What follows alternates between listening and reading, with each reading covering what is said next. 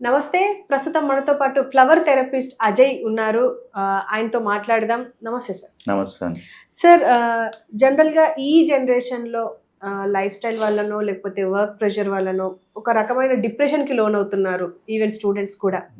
So, ఈ డిప్రెషన్‌కి మీ దగ్గర ఎలాంటి ట్రీట్మెంట్ ఉంది సార్? అంటే ఈ ఫ్లవర్ థెరపీలో? సో బేసికల్‌గా లైక్ ఎనీ డిసీజ్ మనం ఫ్లవర్ థెరపీలోనే ఏంటంటే we always look for the root cause of the problem. Depression వచ్చిన వాళ్ళు ఎవరు, ఎందుకు వచ్చింది, వచ్చిన తర్వాత అక్కడ నుంచి వాళ్ళు ఏ స్టేజ్లో ఉన్నారు బయటికి తీసుకురావడం వల్ల ఇవన్నీ కన్సిడర్ చేసుకోవాలి. మన గ్రాండ్ పేరెంట్స్ ఆ ముందు జనరేషన్స్తోనూ ప్రీ ఇండిపెండెన్స్ ఇండియాతో కంపేర్ చేసుకుంటే మనకి ఇప్పుడు ఒక 1000 రెట్లు సంతోషంగా ఉన్నాం.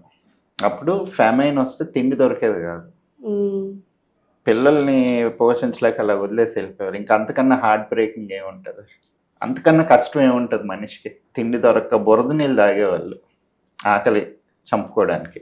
సో అది ఆలోచించుకుంటే ఇప్పుడు జనాల్లో డిప్రెషన్ రావడానికి కారణం ఏంటి అంటే జనరల్‌గా ఆలోచిస్తే అలా అంటే ఒక లాజికల్ పాయింట్ ఆఫ్ వ్యూతో. But there are advocates for physio ఇది సైకోథెరపీ కానీ వీటన్నిటికీ who say that depression is a real problem, మీరు అలా తీసి పడేయకూడదు. Yeah, depression is a real problem. But మనం ఆ మనిషిని we have to counsel him like look అవి ప్రాబ్లమ్స్ అంటే. ఈవెన్ ఒక 20 years బ్యాక్కి నా స్టూడెంట్ లైఫ్కి ఇప్పుడు స్టూడెంట్ లైఫ్కి కంపేర్ చేసుకుంటే కూడా చాలా డిఫరెన్స్ ఉంటుంది. అప్పుడేంటి ఇష్టం ఉన్నా లేకపోయినా ఇంజనీరింగ్ మెడిసిన్ అది ఇది అని చెప్పి హాస్టల్స్లో పెడితే ఒక 2-3 సూసైడ్ అటెంప్ట్ చేశారు.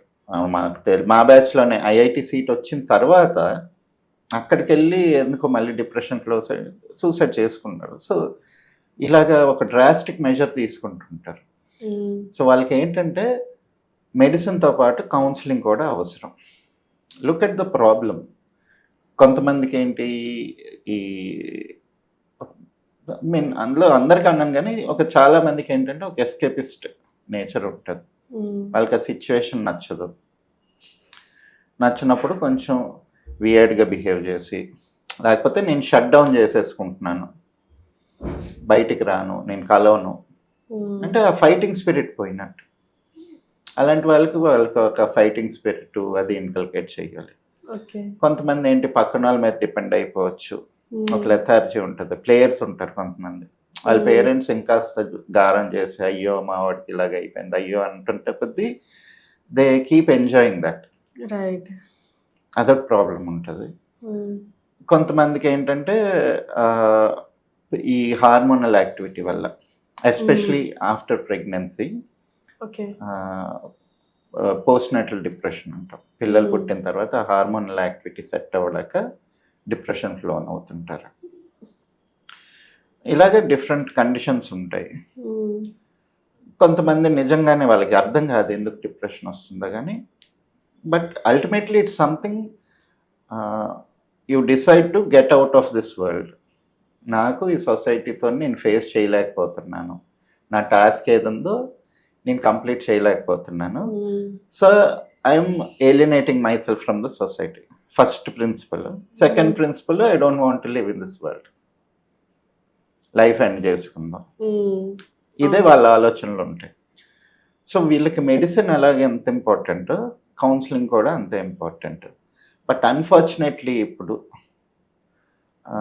మనం డిప్రెషన్ని క్వాంటిఫై చేయలేం కాబట్టి ఎలా డోస్ ఇవ్వాలి ఏంటి అనేది ఎవరికి తెలియదు.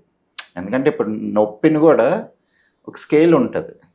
ఎంత నొప్పి ఉంటే 1 points, ఈ చెయ్యి ఇరిగితే ఒక 20 points. డిప్రెషన్కి ఆ స్కేల్ ఏం లేదు కదా. సో డిప్రెషన్కి ఆ స్కేల్ అంటూ ఏం లేదు. సో అది ఒక ఎదుటి మనిషి చెప్తేనే మనకు తెలుస్తుంది. అండ్ ఆల్సో ఇప్పుడు ఎలాగుందంటే వాళ్ళు ఇచ్చే మెడిసిన్స్ ఏవైతే ఉన్నాయో డిప్రెషన్కి, అవి 3 రకాలు ఉంటాయి. డిప్రెషన్ అనే కాదు, ఎనీ మెంటల్ ప్రాబ్లమ్స్, యాంగ్జైటీ తీసుకోండి. ఫస్ట్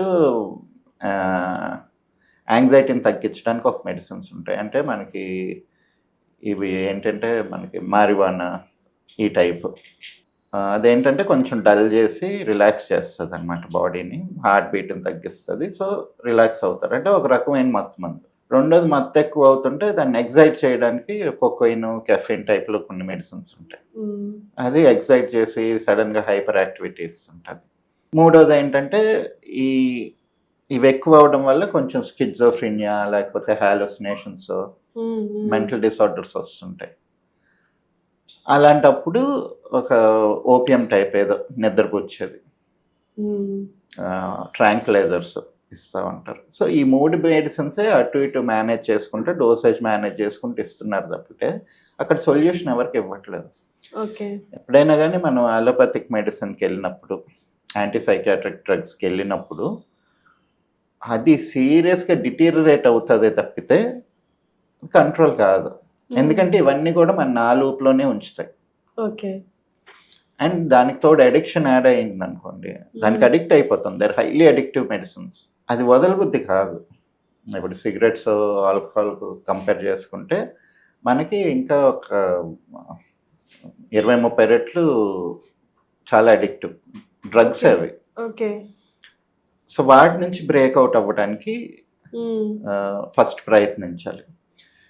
సో, వాళ్ళ పరిస్థితిని బట్టి హ్మ్.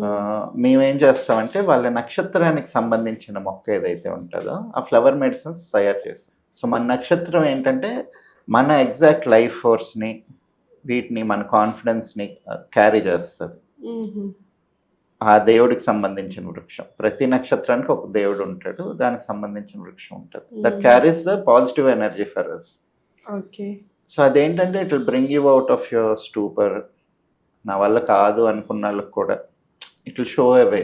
బయటకొచ్చి సొసైటీలోని ఎలా బతకాలి ఏంటనేది ఒక కాన్ఫిడెన్స్ ఇస్తది. హుహు. ఆ కాన్ఫిడెన్స్ వాళ్ళని క్యారీ ఫార్వర్డ్ చేస్తది. దాంతో పాటు ఇంకా కొంచెం సైకలాజికల్ ఇష్యూస్ ఏమన్నా ఉంటే వాటికి కూడా మెడిసిన్స్ ఇస్తాం.